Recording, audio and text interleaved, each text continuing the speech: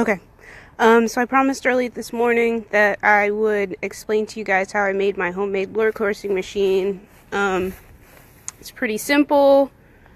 Cost me, well, I ended up going through several different versions of it, but in the end, this one version should cost you about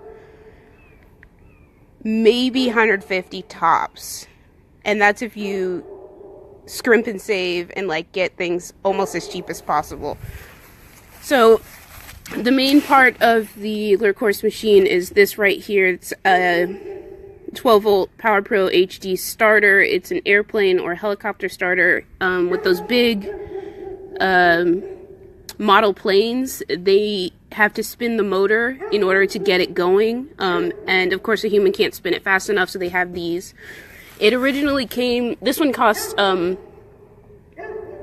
I think this one was like $50. I'll put the link in the description, but it originally came with a little metal cup on the outside, but all the tools I had were like simple wrenches and like not a vice grip, but like a pair of pliers, a pair of needle nose pliers, and you just grab the metal cup with the needle nose pliers and get a wrench and undo the bolt in there, and the metal cup will come out.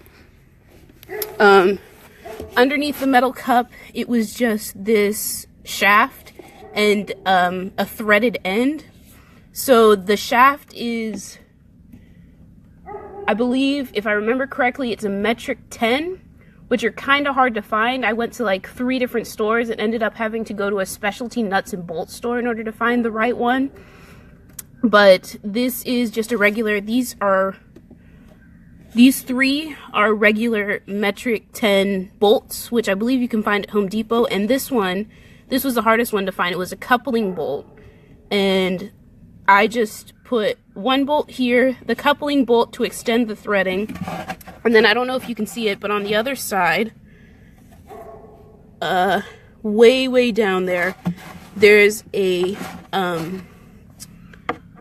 regular bolt going through the middle of this spool with 2 washers on either side, and then just 2 bolts for length. That way everything's tight. There's no way that when this spins, the bolt's gonna come undone or loose or anything. Okay, I gotta hurry this up because my phone is dying. But yeah, so everything needs to be nice and tight so that when it spins at that high speed, it doesn't end up coming loose and the spool comes off, which has happened to me before. This spool is a tight string winder.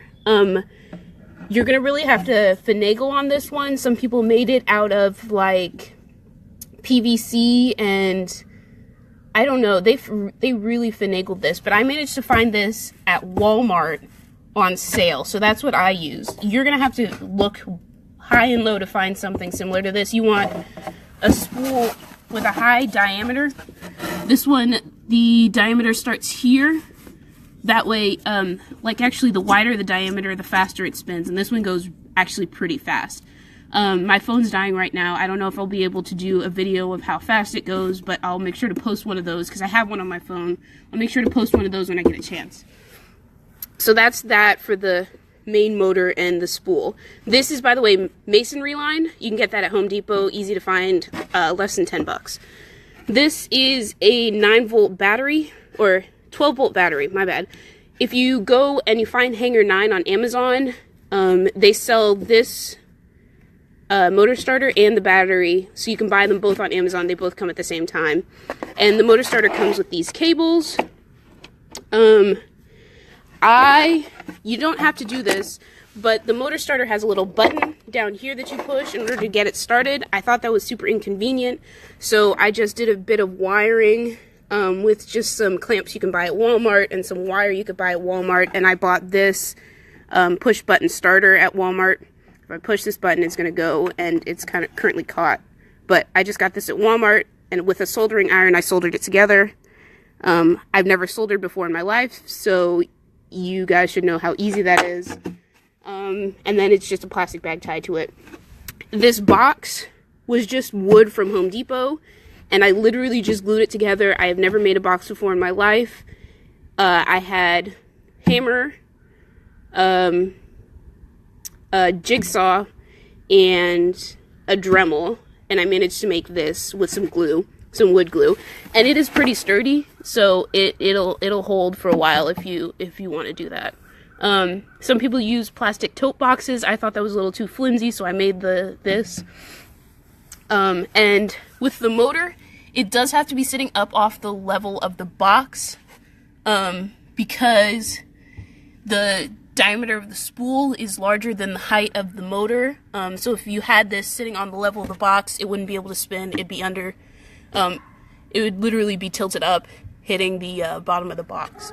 So that's how I made this. That's how I put it together. If you have any questions, you could either put them in the comments of the video, or you could direct message me. I don't know how many minutes left I have on my phone, but I'm going to go for a little, I'm going to show you how fast it goes. And that's just an eye bolt to make sure that it stays, it doesn't fly all over the place. Make sure it goes onto the spool correctly. So this is, as I said before, a drag lure. You just grab the plastic bag and you pull it until you have the length you have, or the length you want. And then when you hit this, you hit the little button, and like I said, it goes pretty fast. At some point I do want to add some turns. I know people before that have added turns to it, and it's worked pretty well. I still need to get that finagled out, but I will keep you guys updated.